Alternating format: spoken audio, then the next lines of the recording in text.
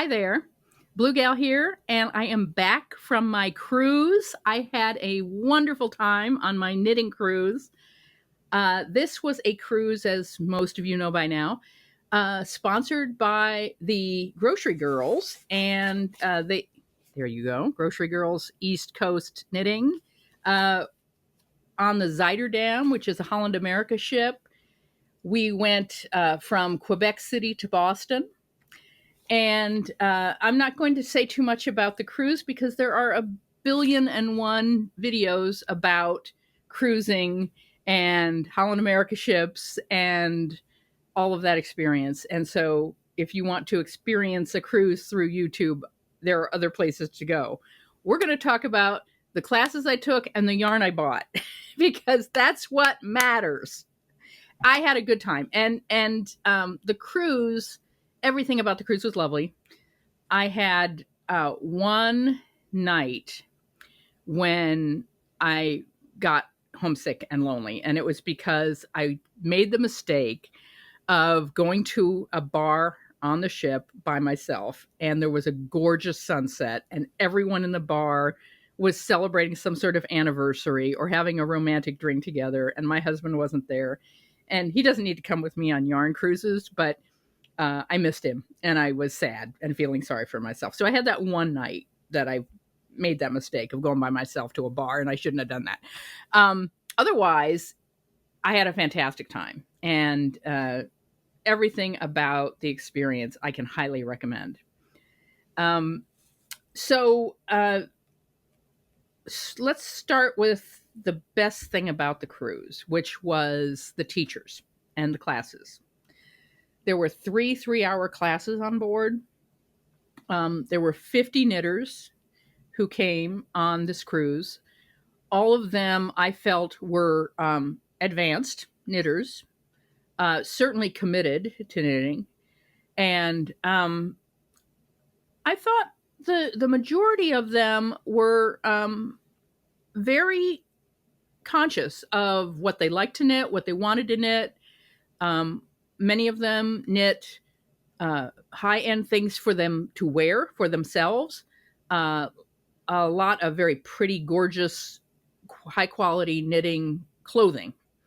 And so I felt like I was with a tribe of people who, had very similar values to me, and also were on in terms of what they were going to purchase, what they wanted to learn from the classes, the kind of questions they asked. Everyone just seems very simpatico. So the first class that I took, and again, this, to me, the best thing about this experience was these classes and these teachers. They were just top of the game, and quality in terms of what they taught and what they brought to the table in terms of their own designs. It was outstanding. And so the first class that I took, and they divided the people on the cruise into 3 groups.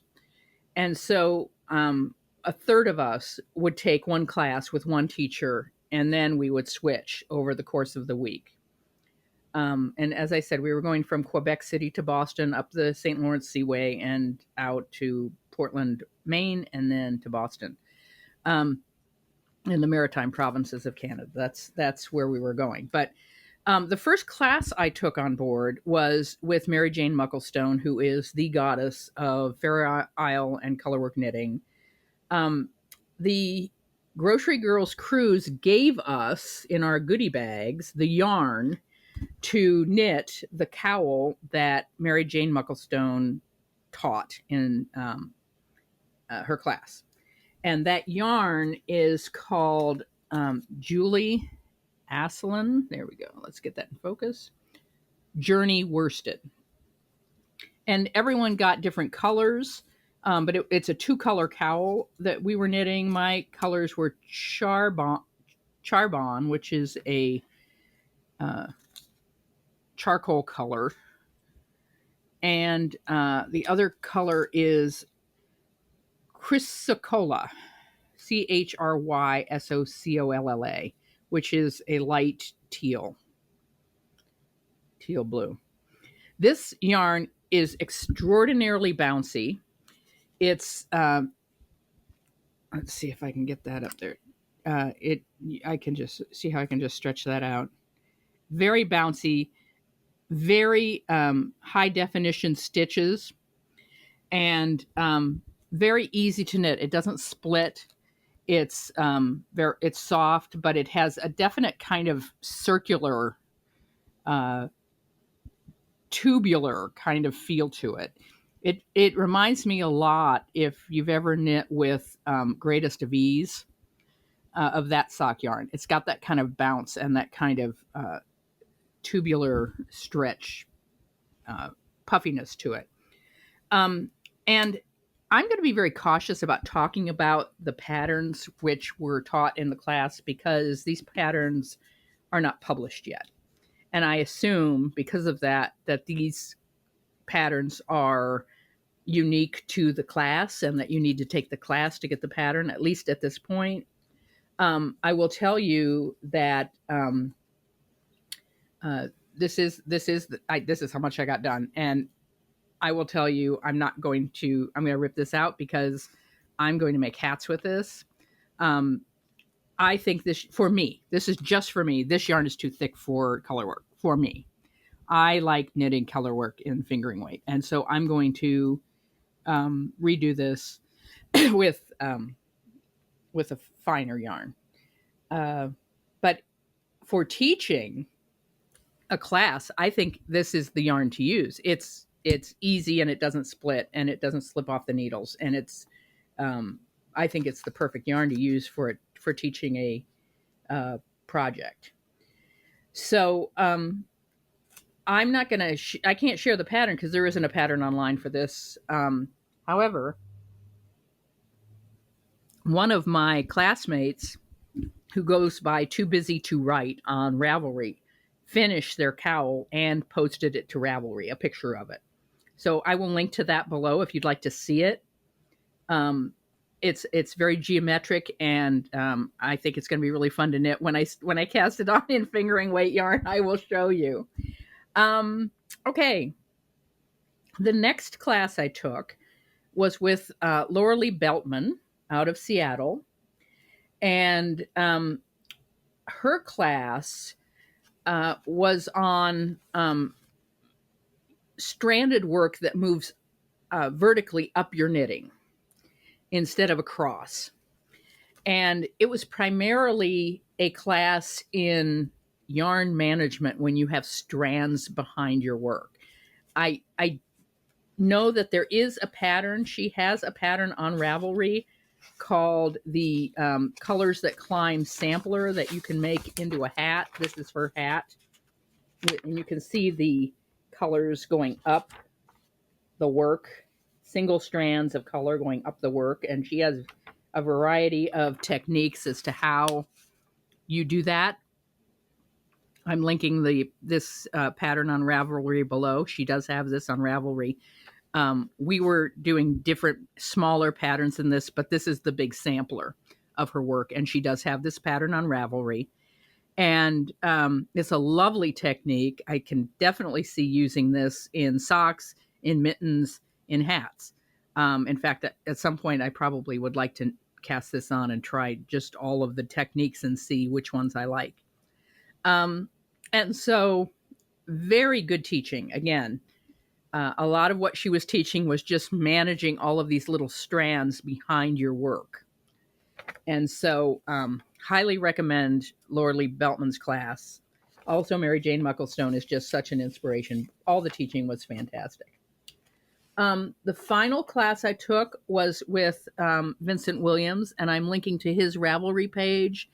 He did a crochet square shawl with double crochets and single crochets.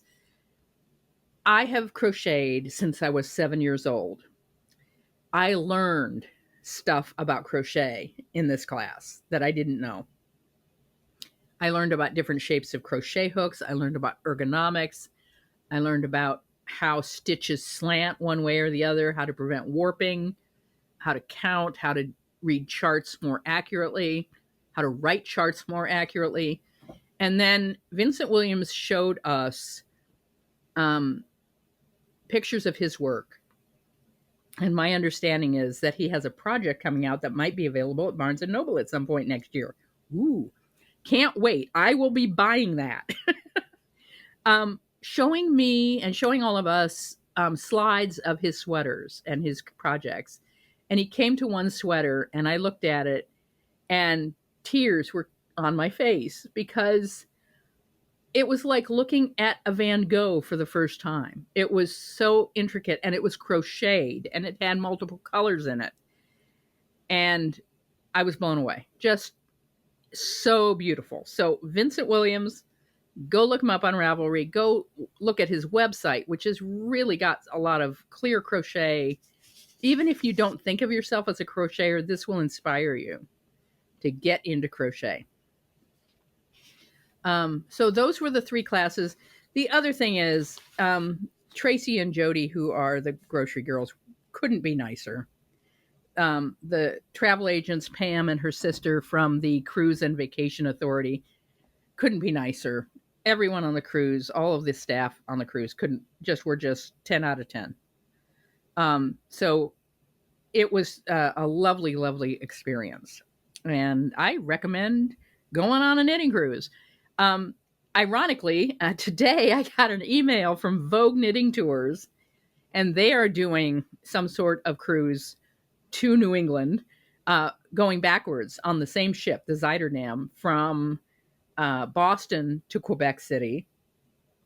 And they are leaving on May 31st, 2025. So the first week in June, they will be going from Boston to Quebec City, and they're going to have, I think, 2 knitting. I don't remember. I think they're going to have some knitting teachers on board. And I don't know the cost or anything. I didn't look at that, but I went, oh, isn't that interesting? They're going on the same ship. So I'll share that with you. I can recommend that itinerary because the each stop on the cruise was just lovely. I just thought it was a beautiful, beautiful trip. All right, so then in between classes, we stopped at ports and went yarn shopping. And I didn't make it off the ship for every port because I have mobility issues, and I just didn't feel like challenging myself a lot. But I did buy 5 skeins of yarn, all sock yarn, because I'm on pair 11 of, this is the sock that I finished on the ship. And this is, I should tell you, this is Frankie Gray fiber. And maybe I mentioned this before. This is Frankie Gray fiber in the color Salted Caramel. And this is me knitting another cable sock for youngest child. You can see it has browns and grays, but maybe you can see the little speckle of blues and reds in there. I don't know if you can see those, but there are. Let me see if I can find a little red speckle. There it is. There are little red and blue speckles in there, which just make this yarn rich. And it has dimension. The colors have real dimension. That was a conscious choice on the part of the dyer to do that, and I'm very impressed. I'm also impressed with how soft and yet this yarn really feels like it'll stand up. It's a lot sturdier than the Knit Picks stroll that I was knitting earlier this year. And I think it's going to stand up to a little more punishment than that. But it's still soft. It knits like butter. And I'm now on the heel of the second sock. So that'll get done this week. And I finished this on the ship, and I swung it around my head and did my happy dance. So that was in front of other knitters. That was fun. All right. So the first place I bought yarn, we went to Prince Edward Island. And we went on a bus. We took a bus excursion to Island Hill Farm. And I'm linking to their Facebook page below. and also to Red Island Fiber, which is yarn that is sold at the farm. It's called Red Island because the soil on Prince Edward Island has a lot of iron in it and it comes out red. So I'm really happy with this purchase, actually. This is the most unique skein I bought. It is Red Island Fiber. Let's try to get that to focus. There we go. And that is Prince Edward Island. This is 80% blue-faced Leicester and 20% nylon. And it is 425 yards. And the color is called No Dye Left Behind. And when I went to pay for this, and I have to say, Tracy of the grocery girls kept saying to me, "But it's Canadian dollars," and the the exchange rate is very nice for American knitters, for United States knitters. It's a better deal for us.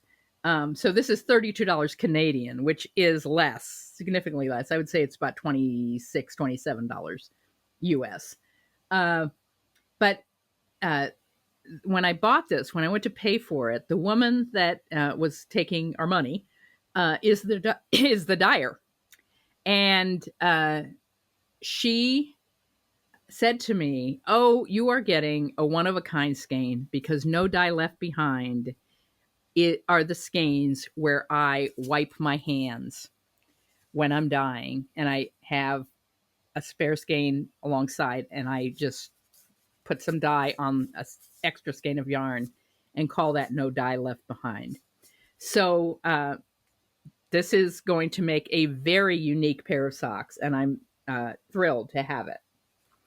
And Island Hill Farm had Angora rabbits, they had alpacas, they had goats, they had some bulls of some sort. Working farm, lovely place to visit, and I enjoyed myself very much. Many people were able to hold Angora rabbits. The rabbits were extraordinarily tame and seemed to enjoy being carried around by people and are very soft. Okay. Then also on Prince Edward Island, we went to Fleece and Harmony. And Fleece and Harmony is a working mill, and they have machinery. They have a built-to-spec building that holds machinery to make yarn from raw wool. And they are also a very popular knitting podcast, Fleece and Harmony. So you may have heard of them from that. The sock yarn that Fleece and Harmony makes, I was on the lookout for a pair of socks or some sock yarn that I could make a pair of socks for my husband. The sock yarn that Fleece and Harmony had was lovely, but it had no nylon and was wool mohair. And I just had no idea if my husband can wear mohair or not. However, Fleece and Harmony is also a Rowan stockist. And they had the new, I think this is quite new actually, Rowan sock. And this is a blue-gray, ombre sock yarn. This is 100 grams. Let me see how many yards it is. Does it say here? Yeah, it does. There we go. 437. 437 yards and 100 grams. So this will be socks for my husband at some point. And they had a wide variety of Rowan yarns. Like they carried just about everything. I can't think of anything they didn't carry from Rowan. The next yarn store I went to was in Sydney. And Sydney is so fun.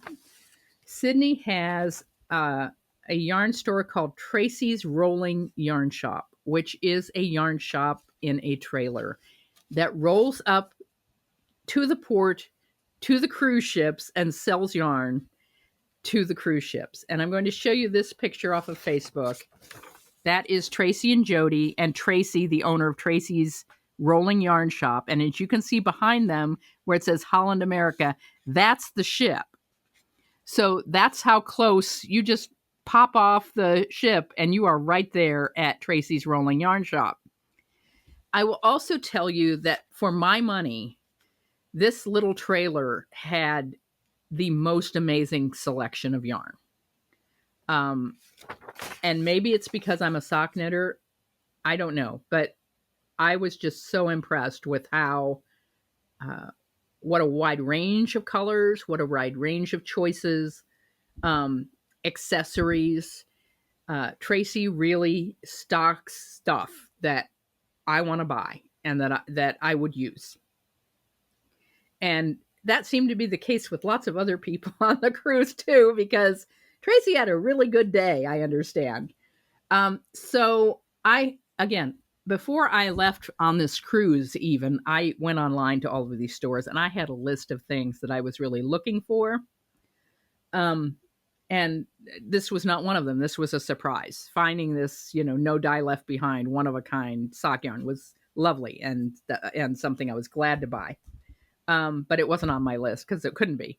But this opal, this is the rainforest, the new opal new old. This is something that is back, celebrating their 20th anniversary of the German sock yarn opal, and they have different colors with different rainforest creatures on them. And I'm a purple and green person, so this was perfect. And this will definitely be a pair of socks in the next year because I think this color is just fantastic. This is the color Congo Sally, color 8467. So I got that at Tracys, and then also at Tracys, she had a basket of Zauberballs, also German. And I just told Tracy, I said, I collect these like Fabergé eggs. I have probably 7 or 8 of these in my stash because Holland, America, is, with Holland, they do an orange party. They have an orange night. They have orange everything. I bought this. And it's got some pink in it too, but it's primarily orange.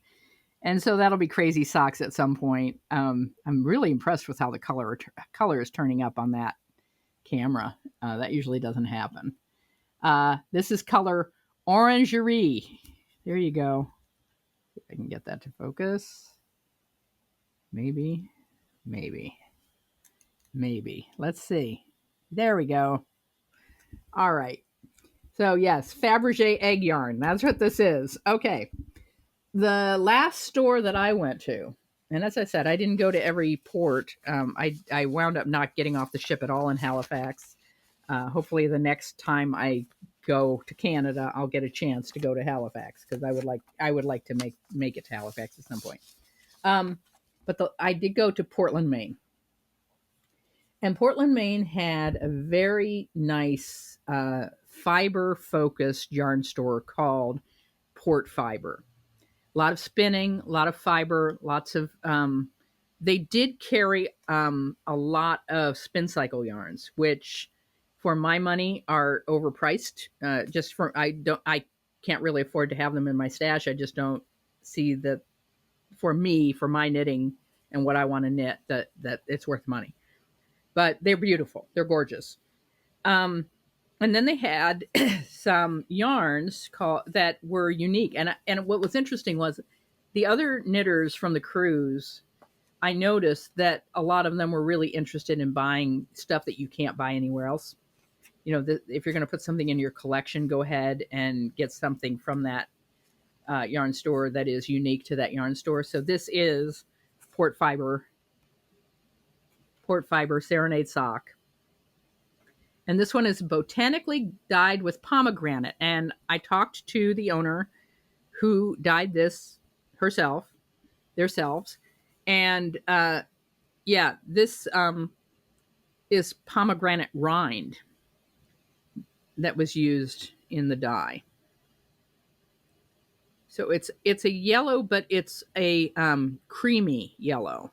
And I think I'm absolutely sure that next year one of the sock bash sock themes will be something textured, and this will be perfect for that because it'll show off the stitch work. All right, and then Port Fiber, being a hippie yarn store, had a free table outside with straight needles, and I don't have these with me. I picked up a size 1 straight needles because I like to cast on socks with straight needles or circulars first and then put them on the double points. So I get my count right and I don't twist my stitches. But this was on the free table, and this is just a little bit of white sock yarn with some lurex in it, and that'll wind up in a hat at some point. Maybe some snowflakes in a hat. That was on the free table. So let me see what else. Well, I want to talk for a minute before I go about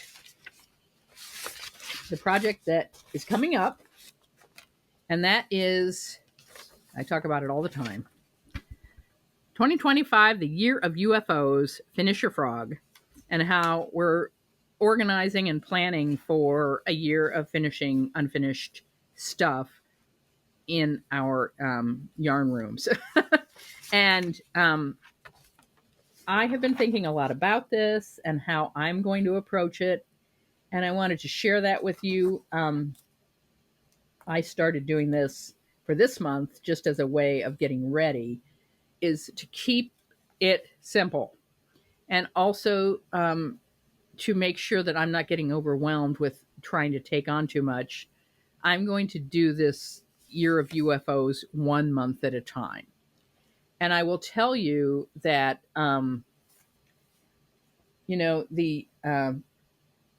the way I do bullet journaling is with a big old notebook. And I do splurge a little bit. I buy either the, I buy $16 notebooks. These are big notebooks. This one is from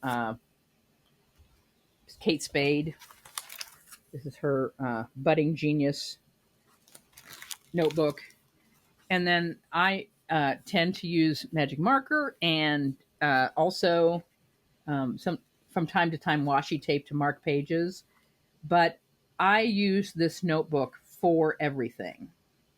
And so, for instance, this was, let's see if I can find it. Yeah. Here's my packing list for the cruise, crossed off. I use it for work. I use it for podcast notes. I use it for everything goes in one notebook. Brain dump. And then if I always have a page open while I'm working in the mornings at my job, and something comes up, a bill comes in, I need to send my kids some money for something or reimburse somebody, I just write it in there and circle it and cross it off when it's done. So this is my brain on paper. So here I am for October. It's not fancy. It's not pretty. It doesn't have flowers on it. It's not in any way, pre-printed. It's just writing. And the October sock at the Sock Bash is autumn colors. And, one possibility is maybe, we'll see. I've already picked out different yarn for that, but I'll talk to, next Tuesday is October 1st. So next week's podcast, I'll be talking about October's autumn color socks. Then my UFO knitting for the month, I want to try to finish that hand knit gray sweater that I've been working on. And I'm reading The Echo Wife, which is a novel about cloning yourself or your husband cloning you and then getting murdered. It's an adventure. So that's how simple this is what I'm going to do for each month in my notebook. If you like, I bet that's spam, that phone call, because my husband isn't picking it up. I bet you we get a lot of spam calls. All right. If you don't like this and you think this isn't needed, some people can't think this way on paper. There is a goal planner online that's free. that is very similar to what I'm doing. And you could use this for a month. And I will link to this below. This is a free printout. So if this is a little neater for you to have boxes and have something organized this way, I'll offer that up as a possibility. But I like just scribbling on notebook and keeping it as simple as possible. And so I'm going to do this each month. This is how I'm going to approach it. And it doesn't mean that I'm going to finish a UFO every month, but I'm going to work on a UFO every month. And if I don't finish it, work on it the next month. I want to finish today by reading something. I came across an article from May of this year on Louise Tilbrook's Substack. She did an article on Swedish death cleaning and yarn. And I found it extremely helpful and inspiring. It's just a couple sentences. And maybe you know about Swedish death cleaning. It's a way of decluttering with a look toward not leaving clutter for your descendants. And so this is what Louise Tilbrook said.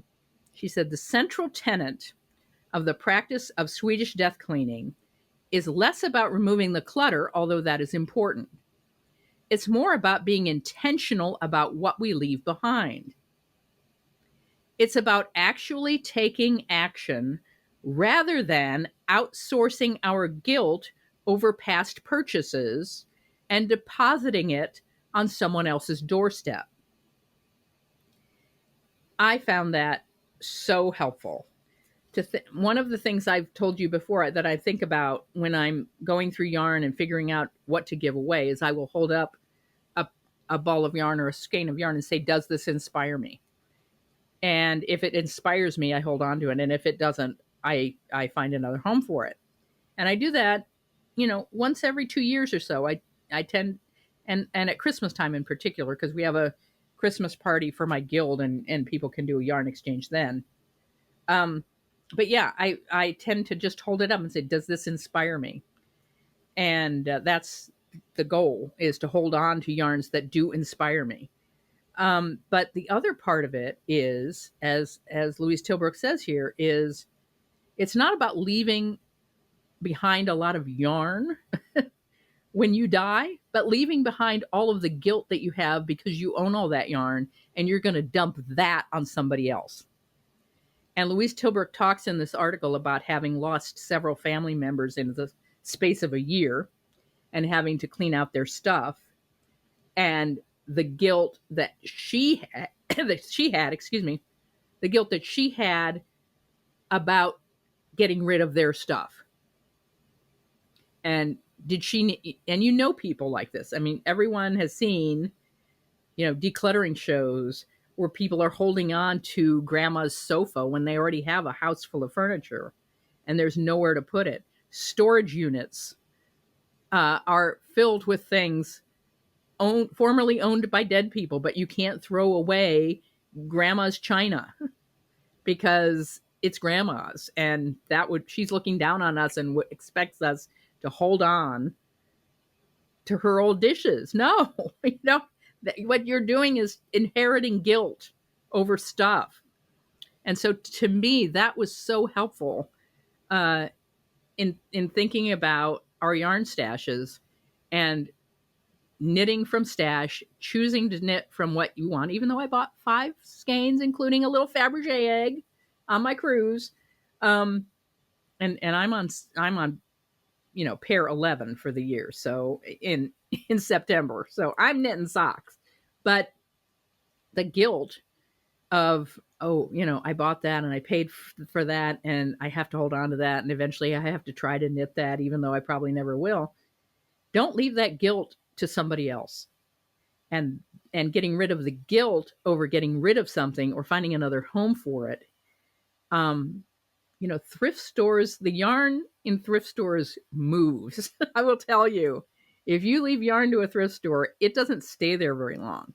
So, I am so inspired by the statement that what you're not leaving on someone else's doorstep when you die is not just yarn, or books or clothes or whatever. It's guilt. And don't leave that legacy to somebody else. So that was very inspiring to me. I linked to that article down below. And I hope you'll go check out that entire article. It's very inspiring. And I will see you next time. We'll be talking about October sock bash with the grocery girls. I'm going to be knitting autumn colors for the month of October. I can't wait. And I will see you next time. Thanks.